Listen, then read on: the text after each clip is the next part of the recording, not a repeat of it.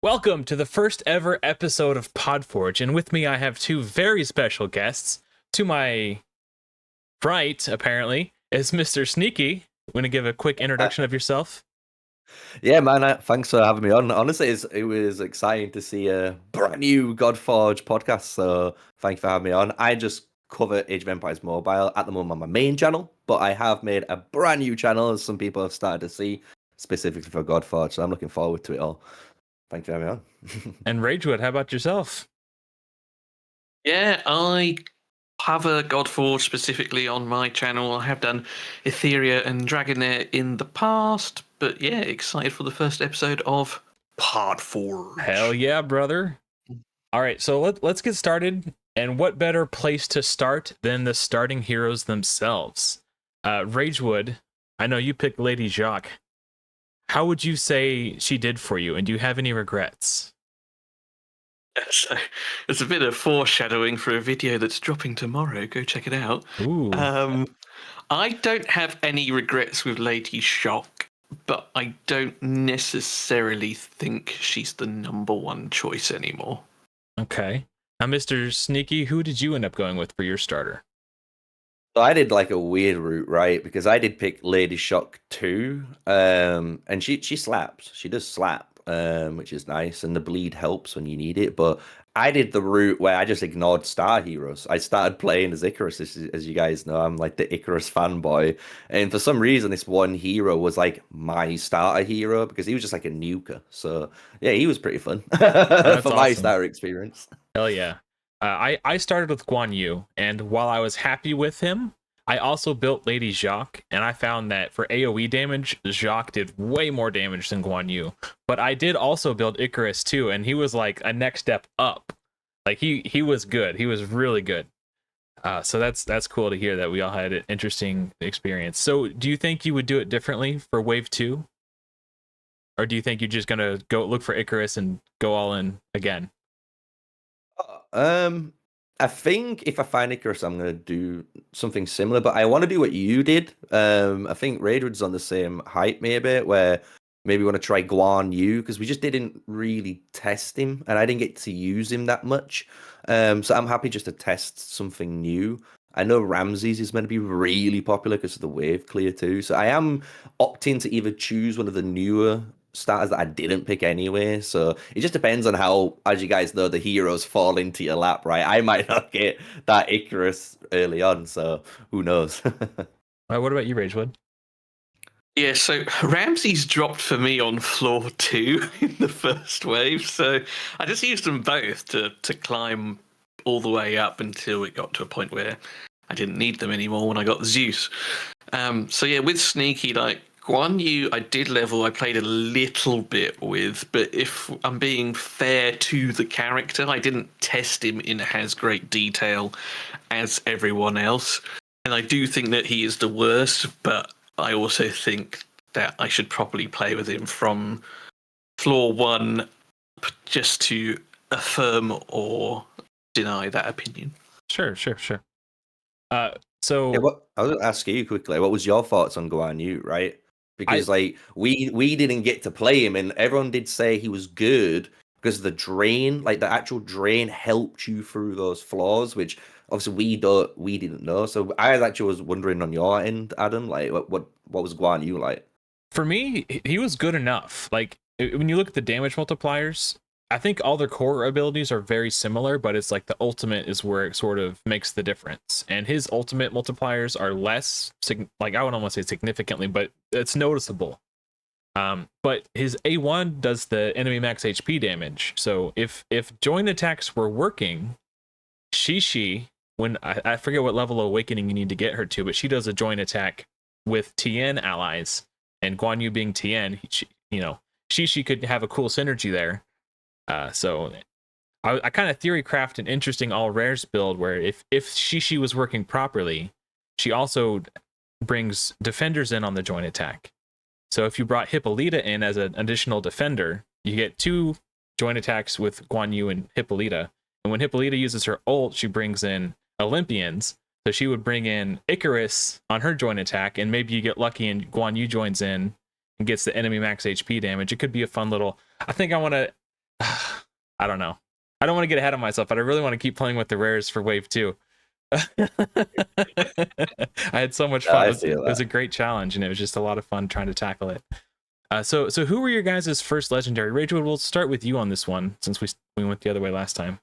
Aphrodite was my first, and my god, what a carry! And I think Sneaky was the same. Like, we got her from floor 30, and at the time I was a little bit disappointed.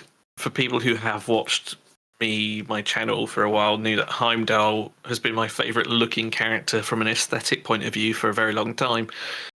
So when I found out that he was available in that pool of 30 and I didn't get him, I was just like, balls, sort of thing.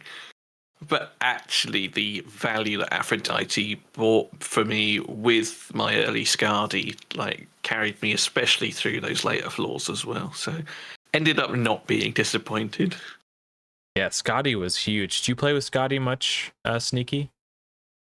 Yeah, afterwards. Like, I didn't play with it at the start. Like, I don't know. I went with like a really newbie caveman approach where I just went, "Do you know what? If I've got the damage and you're dead, I don't need to CC you." And that's how I played all the way up. And then it got to a point where it does get to like a challenge where, like, especially because of the bugs in game, I kind of like took that on like as a challenge. So like with certain heroes, I was trying to use Skadi then to freeze them so they couldn't get off certain mechanics, and like even just like the passives of like Heimdall and the passives of Shamash, if you can freeze those targets with Skadi, they don't trigger, like, which is actually really clever and like a good way of countering them. So yeah, she became like staple later on, but not in the early game for me.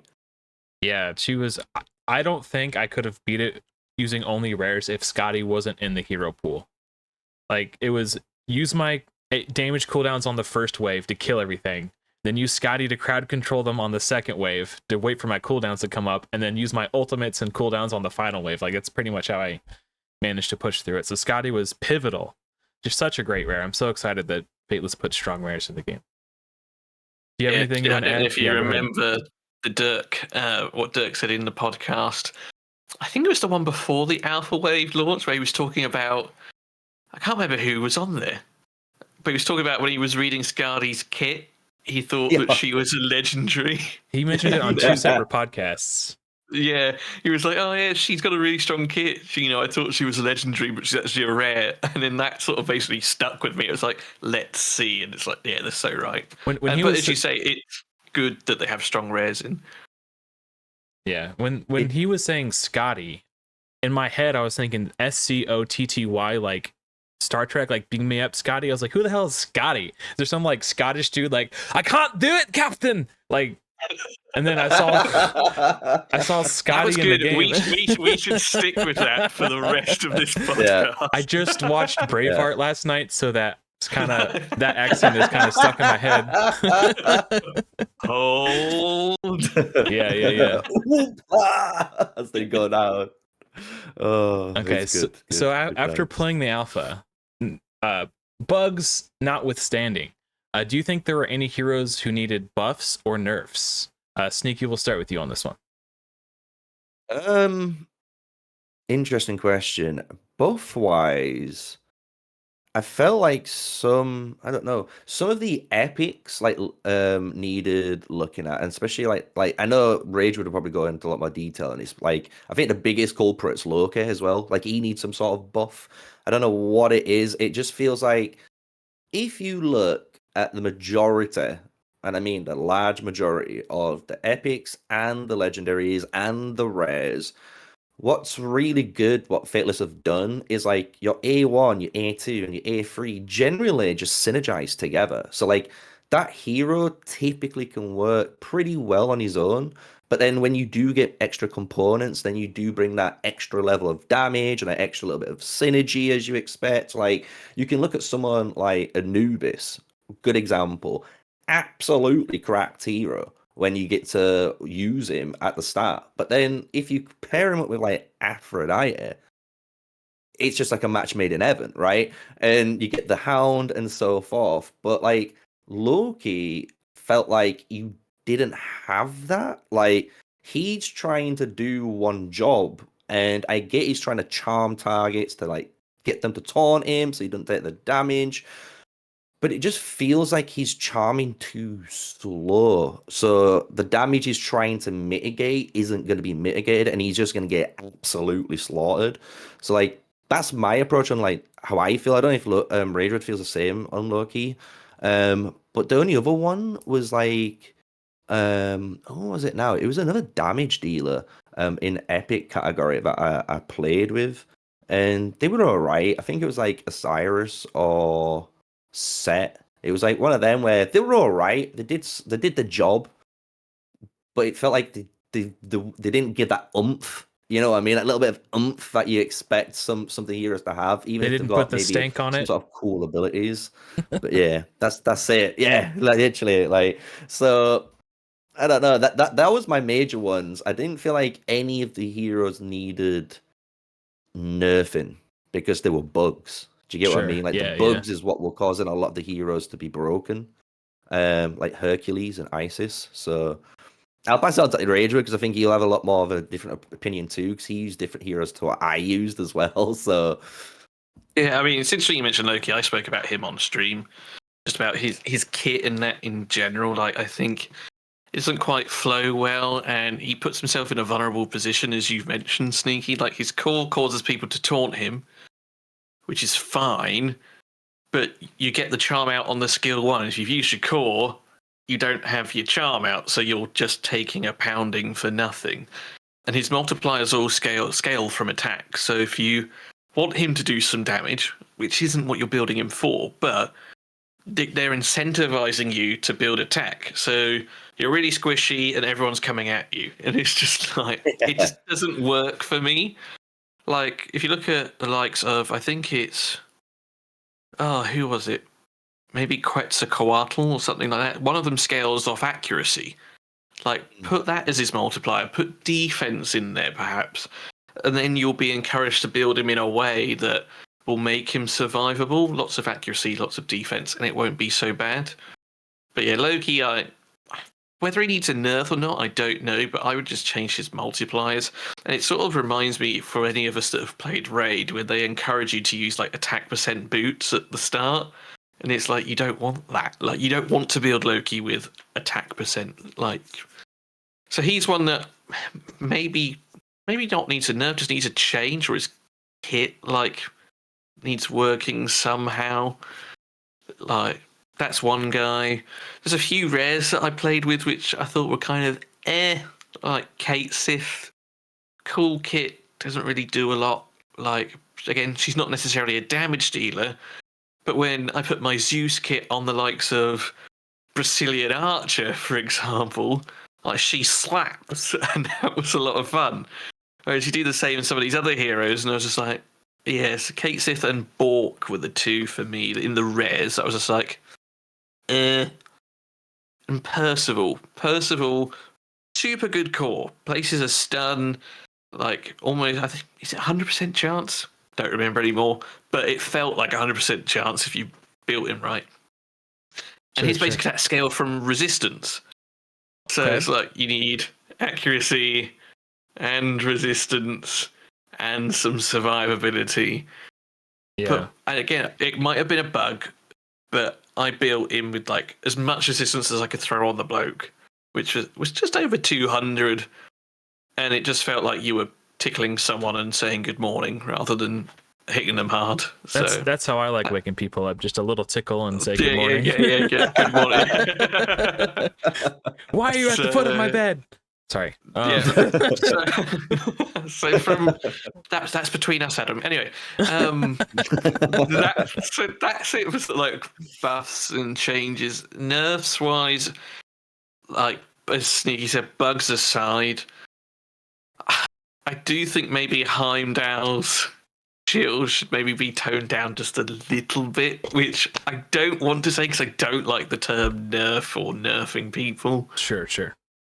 But that is very, very strong. Adjusting. Yeah. It needs adjusting. Yeah, sure. It's based on like 400% defense. In my Heimdall spot, like, I had 6k, and just no one is touching me. So maybe just the multiplier just needs slight adjustment. Like if it's 300, 350, just to tone it down just a smidge. Yeah, I built what's his name, the companion for Isolde, Tristane, and his shield was 200% defense, and I felt like that was a big shield.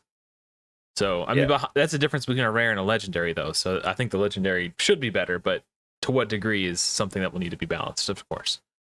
Yeah. Cool. So next question, was there anything you experienced in the alpha that you would like to see changed for launch? Ragewood, we'll start with you on this one. I mean, there's a few things that have been discussed widely in the community in general, like having a way to crunch heroes. But I think, did Simon share a video in Discord of that? Yeah. Oh, did he? Happening? I I think he did. Okay. Yeah, so, and I'm thinking more from like a quality of life kind of stuff. Sure. Other thing that I want changed, I don't know if you guys did this or noticed this. Two things. Purple stones. They drop from the same floors as all the other ones, right? But they drop at a lesser frequency. So one thing that I'd like to see, and I have actually suggested it, is to make a floor just for purple stones. And this will also tie into the next thing that I'd like to change. So your red ones drop on floor 5, your blue ones drop on 15, your green ones drop on 25, and then on 35 just have purple ones. And still make it only small ones. And then repeat that cycle. So 45, 55, 65, 75, 85, 95, 105, 115. Right. That then leaves you 3 floors. 125, 135, 145, which leads into the second change. I didn't farm gear, basically. I don't know if you guys didn't as well. And part of the reason is, after floor 90, none of the boss stages drop gear. They all drop either spirits, books, or imprints, in the case of floor 150. As someone who did a lot of their farming during the day, was doing other things, or overnight, farming the boss stages was nice because you got a nice sort of selection. You got some helmets from this, you got some shoulders, you got some whatever. After floor 90, if you want to farm, you have to farm either all boots, all helmets, all whatever. Sure. And I don't like that. Like, especially because, say, I might forget, I might pop out for an hour, 2 hours, and come back with a shitload of helmets, and this totally didn't happen. Yeah, He's got all the Nike Air Force Ones, but like I had a load of hats and nothing else. Yeah. So then, what I would do is that floor 125, 135, and 145, I would bring like gear drops back because the boss floors aren't doing it. So have 125 drop Falcon, Jaguar, and Eagle. Have 135 drop, the Bear, the Kraken, those pieces. And then 145, your specialist sets. Because, after 90, bosses don't drop gear. And if you want to go down to farm Eagle, which is like 70, or if you want Falcon for speed, you got to do it's like floor 70, in which case you're getting like 2-star damage pieces, and it's just useless. Yeah. That's what I would do. Change.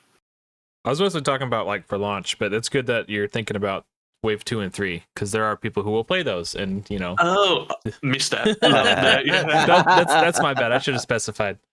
No, it's good because he's right what he's saying though. Like that's why I didn't like, cut him off because he was preaching truth, right? I wanted to let him go. Yeah. Because that was the one thing I felt like.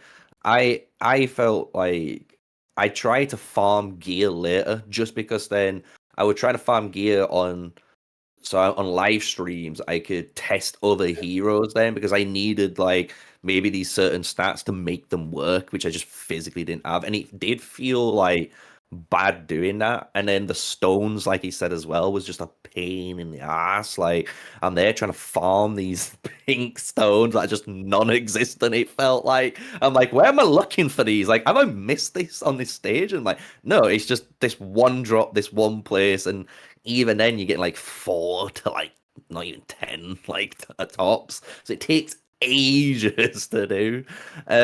My only thing I know for Alpha Waves 2 and 3, I think they're doing this anyway. I think all of us agree as well. Like we just kind of hope like the Fafnir damage dealers is going to be like wave based, not time based, as a lot of people have been kind of worried because, as Ragewood's put it in very famous terms, it shouldn't be about who keeps the PC on the longest. Like, Yeah. that's just not cool, it's by design. Because what my Google Pixel phone, if that's what I'm playing it on, needs to stay on for 5 days straight without blowing up. I'm not paying that bill. I'm not paying that bill at all. I did actually see Sham speaking in the Discord with, I believe he was having a conversation with another moderator named Nine about this, and he said that they're making some tweaks that are going to make Fafnir feel like the fierce dragon he's supposed to be.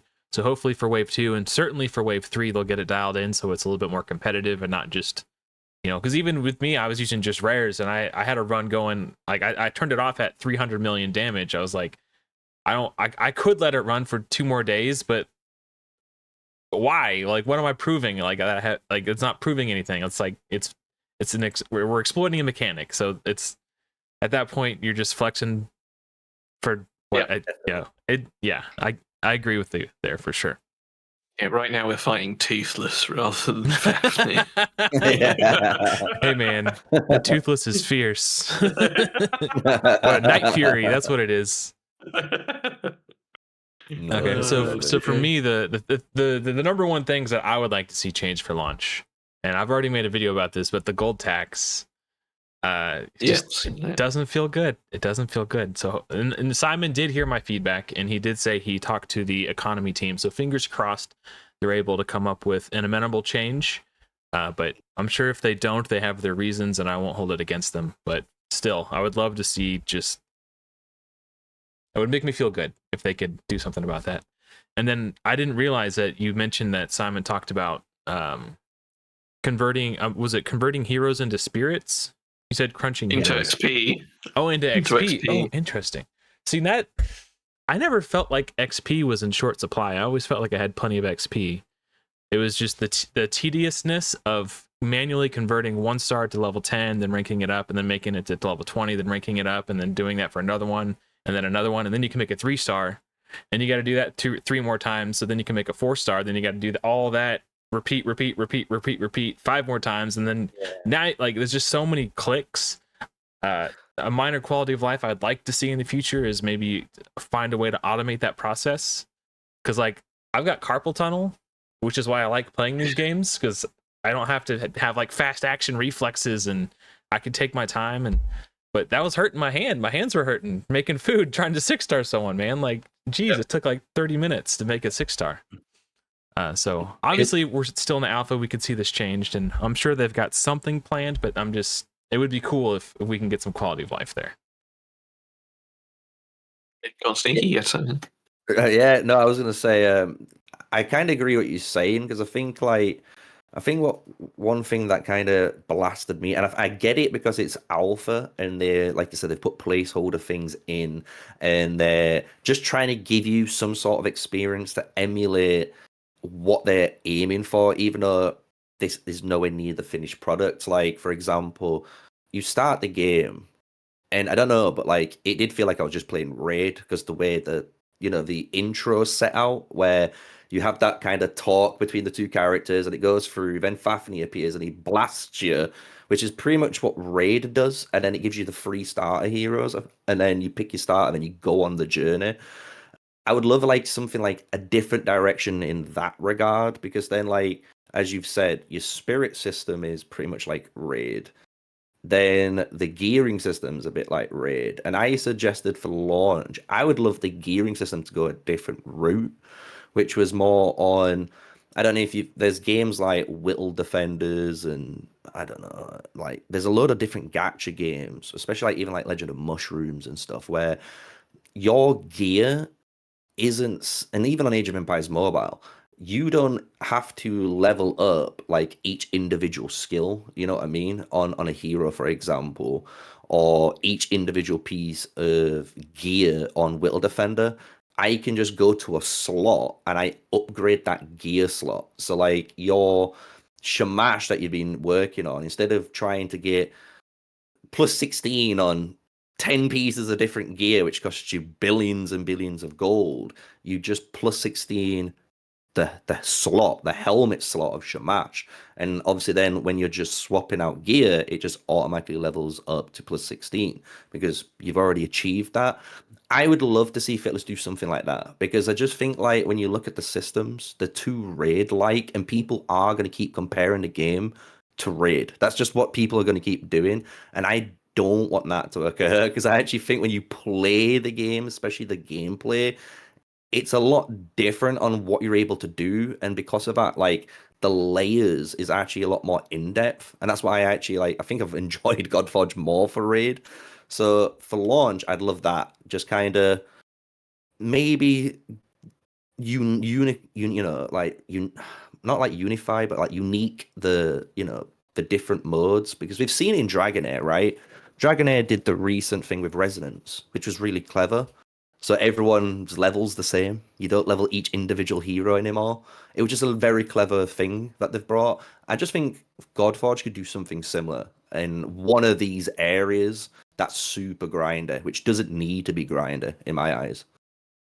That's interesting. And now you're not known for playing this genre, though, are you? You're more of, I think, No. city builders, I think is what you said. Yeah, I play city builders, and the thing is with city builders and stuff, like especially my game, like they are grindy games. Like it takes players years to unlock the end game tiered units. So if you want to fight tier 5 units, so you've got the strongest attributes on the battlefield, it takes you ages to get to that point. And that's not including the hero unlocks, the upgrading of heroes, the gear, the extra mechanics to add on. Like in Age of Empires, they've got signet rings, which adds more power. Like there's all of these extra things that honestly create a massive power gap, but people would do that if they put the time in, you know? Okay. So it's just one of them. Okay. Interesting. Did I get to you, Ridgewood, about this? The things you would change? I can't remember if I asked you already.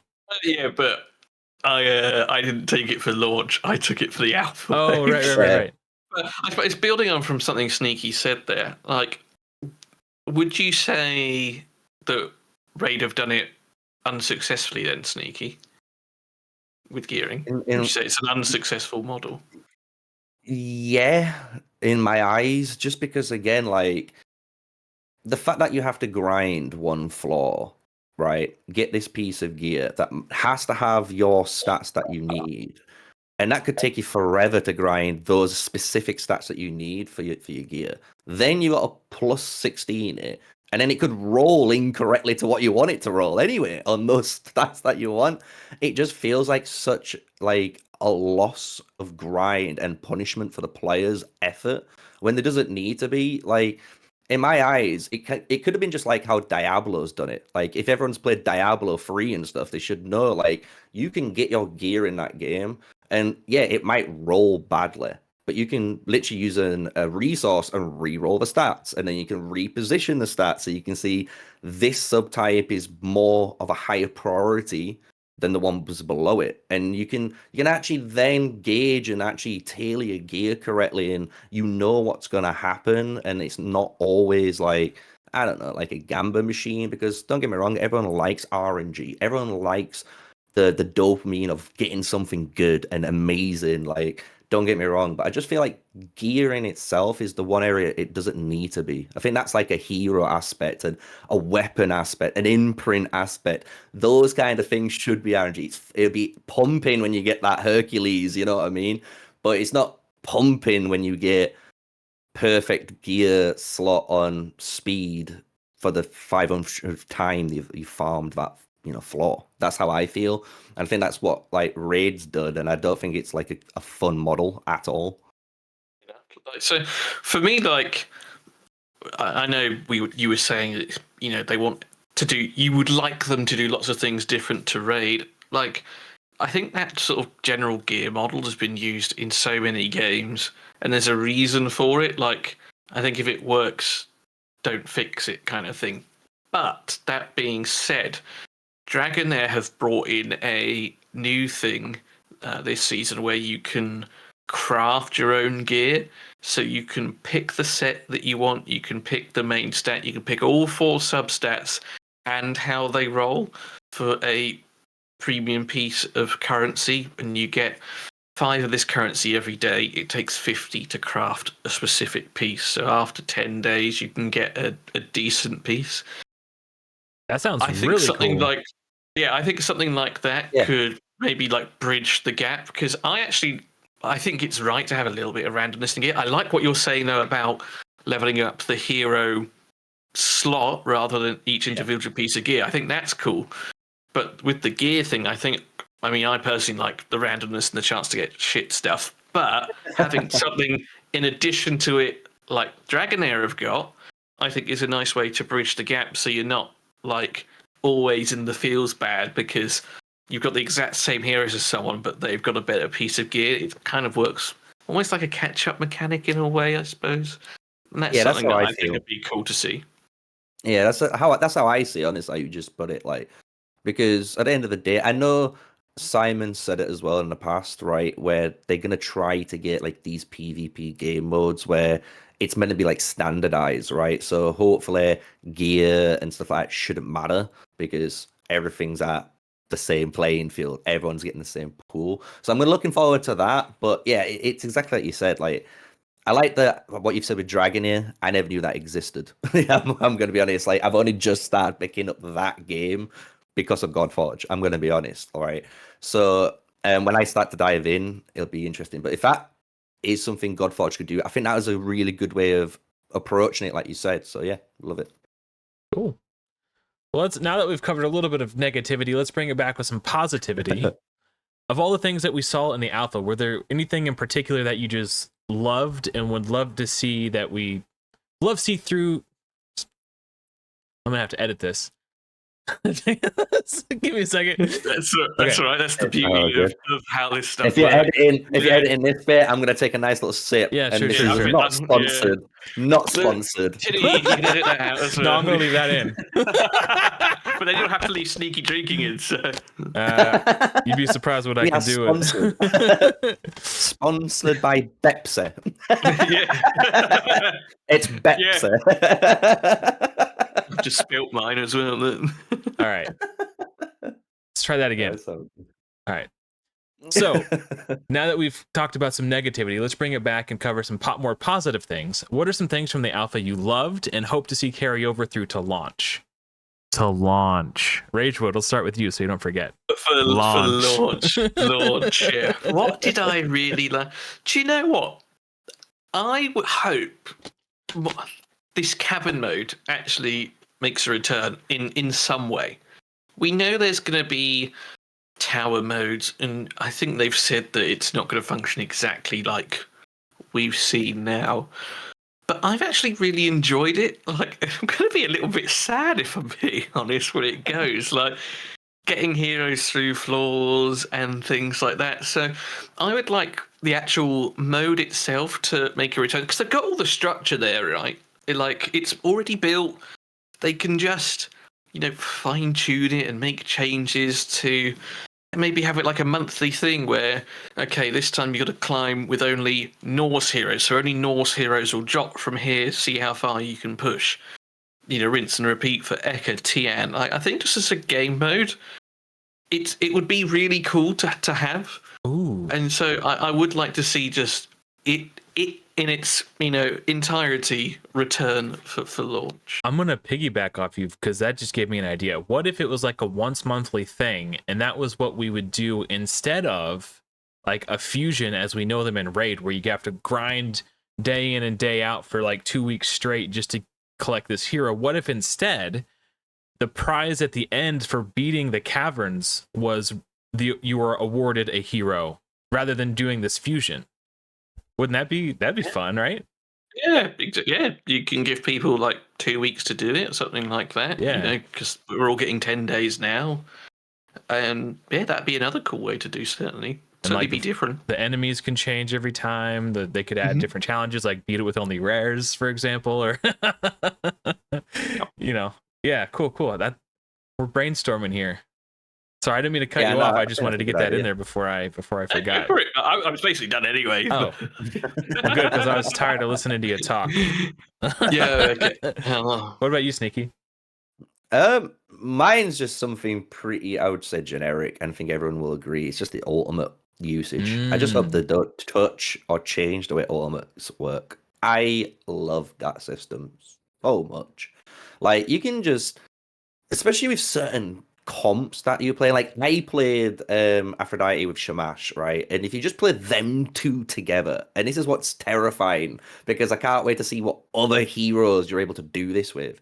But those two heroes alone depend on that ultimate gauge so much, and they can just change how your team works in such dynamic ways when you need it in situations. I loved it. Like, the ability to ultimate with, like, I could be on Skadi's turn and I can just ultimate with Aphrodite, and even if my other guys weren't, didn't have their ultimate, she grants divinity anyway, and I could like go ultimate into ultimate gauge 100% for Skadi, do that, do Gilgamesh, I could do so many ultimate chains almost because of one triggering of an ult, and then you can do them really clever like cascades again with like other heroes. Yeah, I think just the ultimate part alone, I loved. Like, the amount of times I was there thinking, oh no, I need to freeze this Heimdall. Like, I had to freeze this Heimdall or I'm dead. That's how the wave turned up. And I just used Skadi's ultimate, so then Shamash can then target her because she has the lowest divinity to force the A1 slow. So you get like an extra instance of slow chance. Like, yeah, I can't praise it enough. I just think it was so good. Like, and I don't want that changed at all. Like, at all. Leave it how it is. It's perfect. It felt super tactical and super satisfying and super strategic. I totally agree. The combat was so rewarding to play. Like, I played for the first, like, I think for the entire stream, I played on manual on the first day. I just 15 hours straight, just manualing every wave, every attack. Like, I kept saying, oh, I'm going to hit auto now just to see how far I can go. I go for like 5 seconds, be like, nope, I take it off auto and I take control again and start playing manually just because it was so satisfying. Like, I've seen a few comments on my live stream saying this just looks like Raid. I'm like, no, it may be on the surface, but once you're sitting in the pilot seat and you're controlling these heroes, it feels so much different, which is crazy because, like, again, on the surface, it looks very similar. It's deceivingly on a whole other level. Yeah, I totally agree. I love the ultimates. What was yours? What was your favorite thing? What did you love the most? I mean, I was looking more at quality of life stuff, but I'm glad you brought up ultimates because that just you brought up a really good point. So I really liked how they set up the energy, where as long as you're trying to progress and you haven't beaten the level yet, it doesn't cost you anything. So whether you win or lose, you're not losing energy for trying to better your account. It's only when you go back and start farming that you consume energy. I thought that was really cool, and I'm hoping they implement that feature for launch because it just felt so good to not be punished for just trying to do better, And It's then playing the game, right? yeah, exactly. That's what it is. And then, yeah, I wouldn't have thought of that, but that's a really good idea, especially in like campaigns and dungeons as well. Yeah, right. If they can bring that into the full launch of the game, yeah, I agree. I think that'd be there have really been good. times when I was doing like an account takeover in Raid Shadow Legends, and I get on this person's account, and I literally just use the exact same team that they had without changing anything, and I just beat the next 3 to 5 levels because they didn't do it because they were afraid to fail. They didn't want to waste their energy. So it creates this like negative emotion. Like, if I fail, I'm going to waste this limited resource, so I'm just not even going to try. But it's like you had it in you the whole time. You just had to hit play. But because that scarcity creates this like a hoarding mentality or something, and they just don't want to risk failure, so they just stay where they know they can do it. But yeah, it's crazy. Just that little bit of grace goes such a long way for like good vibes for the players, and that's going to make a big impact on how they feel about the game when they play it for the first time. Like, something that small can make a huge difference.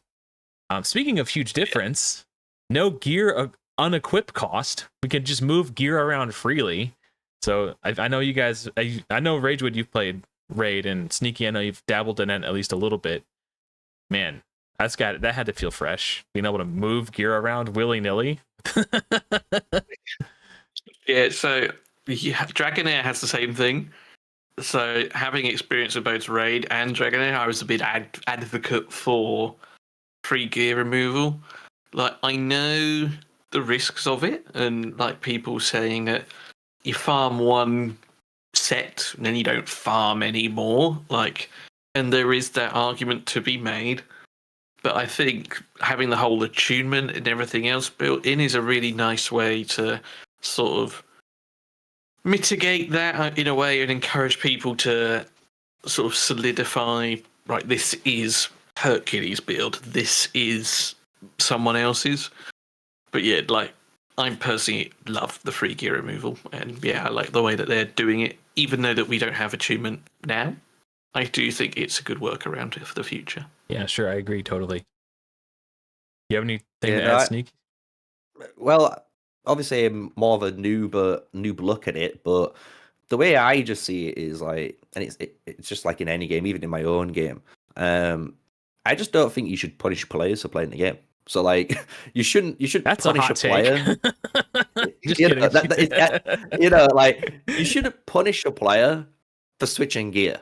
You know what I mean? And that's what it feels like, which is weird in like when you mentioned like Raid having to pay to say like take off or switch gear. Just seems to be like you're punishing a player for making a decision, but you should be trying to encourage, kind of like how Rage would say, like you should be trying to encourage players to make decisions, because like making decisions in these little steps, like you said as well, Adam, like just gives the player that freedom to have a bit of creativity, and that's what these games are technically about. That little bit of creativity, make a little fun team, put a cool imprint on that you didn't think would work, and just watch what happens and be amazed at it, because that's how it felt for me like when I was playing the game. Because when I started out on auto, and then I became a manual player because it's like, okay, I feel like I get what's going on now, let's dive in. So I feel like you shouldn't punish players for playing the game. So the gold thing, like you said, definitely was like, I don't know. I just felt like it was logical. You know what I Yeah. mean? Like you should be charging players to swap gear. I don't know. It's just Yeah. weird. Speaking of like customization and strategy, something just occurred to me. We haven't even seen the masteries yet. That's gonna add in a whole other Yeah. level of hero customization. Like, I'm so looking forward to seeing what the masteries are like. And this, I don't know how. I know, actually, you guys probably know because you've been some of the earliest content creators for Godforge. The three of us were like among the first like OG content creators for Godforge. So it's cool that we're all here now. But the mastery system, for the viewers who might be new and don't know, they're going to have it such that when you complete an achievement, an award for that achievement is a mastery that is on your account. And you can use that mastery on your account to assign to any one of your heroes or all of your heroes. So if you've played Raid, you don't have to grind a dungeon like a Minotaur to get the masteries for your heroes. They will just be there available, waiting for you to sort of slot them in, to customize them. That's like mind-blowing. I'm so excited to see the system, man. You just go, I can't see you. Did you just go? That's exactly it. Oh, so for the audience watching, I can see these guys, but they can't see me. So I've been nodding along in agreement the whole I time. can poke him. I don't forget which side we're at, but we can poke him, but we can't see where he is. So Just floating in free space. Yeah, that's He's awesome. a figment of our imagination. Yeah, cool. So Sneaky, I'll start with you since you're more new to this genre, because I want to hear what you have to say about this. Because I know Rage is more of a min-maxer, try hard, but Sneaky, do you have any special plans or strategies going into Wave 2? Or are you just looking to have fun? So what I did in Wave 1 was try to learn the game, or learn this genre, as we might say. Just learn kind of what turn base is about, learning attributes. But then I did a lot of game testing, as a lot of people know, and how many times I broke the alpha in different ways. But for Wave 2, my strategy is going to be kind of take it a little bit more of a competitive approach almost. Nothing too serious, because obviously it's still an alpha. It's nothing representing of the actual game. But I'm going to be picking heroes that I know did well and see if they are still doing well now. Because the thing is, like, Alpha Wave 1, I loved Gilga, I loved Icarus, I loved all these like big big nukers. But in Wave 2, they could have been, like you said, like they could be nerfed, who knows? Like their values could have been reduced and stuff. So they might not be as effective as I once was, but I still want to test them out anyway. So in general, I think I'm just gonna approach it more competitive, get prepared, ready for Wave 3, where the real game begins, Yeah. right, for everyone. Cool. What about you, Rage? So, would I do anything differently? Maybe play less. Rest up So, for Wave like, 3? Yeah, well, Well- because in a way, I've got nothing to prove. So I was the first to complete the tower this time round. Congratulations, by the way. You know, like, thank you very much. And like that was a grind. Like it was tough. Especially, and I think what worked in my favor is like for whatever reason I didn't appear on the leaderboard, so I just sort of snuck ahead of everyone. So and then you're hit the real boss. Mr. Sneaky. And Yeah. He channeled it. He channeled it. So, like, and I think we're going to see some changes, right? We're going to see the ISIS change. We're going to see the Hercules change. Thank God for the ISIS change. Jesus. Yeah. No, it's fine. I genuinely think I could get to floor 150 in the first 24 hours if I push myself. But do I want to do that? Do I gain anything by doing that? Is the thing, and I think the answer is probably no. If you haven't We been get to go to Vegas. We get to go to Vegas. Yeah, that's for Wave 3. But you don't. Yeah, but you don't on Wave 2, right? So I guess. Also, I think he doesn't want to show his strats on Wave 2. That's it. He's going to be live I've already streaming. been showing all my strats. Well, I guess you guys are going to have to go over to Ragewood, youtube.com/@RagewoodGaming to go check it out. See how he handled do it. that. So yeah, I don't think I'll do anything different. Like the competitive side of me might just take over, and I still might like just go for it. But yeah, I'm going to try and sort of enjoy it more. Mess around with a few different heroes that I didn't really give the time of day in Alpha 1. If they're ready for Alpha 3, and just that's me. Cool. People are asking me if I'm going to try to do rares again, and at first I thought no, because I really want to play with the epics and the legendaries and see how cool they are. But at the same time, they changed a bunch of stuff and fixed a bunch of bugs and made adjustments, so I kind of want to see if I could do it again. Yeah, it'd be interesting to see like if the guys do like a patch notes or something, and then we can see what changes have been made, and maybe that can adjust our thinking. Because if Shishi's core ability gets fixed and Hippolyta's ultimate gets fixed, so they actually do their joint attacks, I really want to try out that team of like Shishi, Hippolyta, Guan Yu, and Icarus just for fun, right? I just want to see how cool it is or isn't. Because like one. Go on. No, you go ahead. You go. I was basically done. Well, like what? Fair enough. One hero that I utilized a lot was Zeus, but his ultimate nice. does not read the same as what it actually does. So, like his ultimate reads something like places attack up, attack one enemy. That's it. Nowhere in there does it say a massive follow-up attack with everyone else. So, like, it'd be interesting to see whether the description is wrong or whether the actual ability is functioning differently to what it should be. Yeah, I'm pretty certain they said that though, right? The ability that you've got is the old ability that he had, and they hadn't changed it. Sure. So I must have missed that then. Yeah. So yeah, like part of me is looking forward to playing Hero because I loved Zeus, like, but not for his follow-up attack. I loved him for his wave clear. Like, because the way he works, if he gets a kill with his skill 1, there was a 75% chance to go again. And it was quite consistent. So I built him just to try and kill people with his skill 1. to get through some of those harder floors. So yeah, I'm excited to test heroes that I've used before. Kind of what you were saying, Adam, like to see have they been changed, have they tweaked, do they still function, etc. Cool. Awesome, guys. Well, thank you so much for joining me. Real quick, if you guys shout out your channels where people could find you, and I'll link them down below as well. But just Sneaky, we'll start with you since you actually weren't planning to be on today. I had a guest fall through, and you came to my rescue, my knight in shining armor. So show some love for Sneaky in the comments, and go ahead and shout out your channels and let people know where they can find you. Yeah, mine's just Mr. Sneaky Gaming is my main channel. You can see city building games on there. But if you want to cover Godforge, you want to follow me on my Godforge journey, just check out Mr. Sneaky Plays. It's nice and simple, and you'll see everything on there. Cool. Ragewood? Yeah, so you can catch me at Ladies No, don't. It's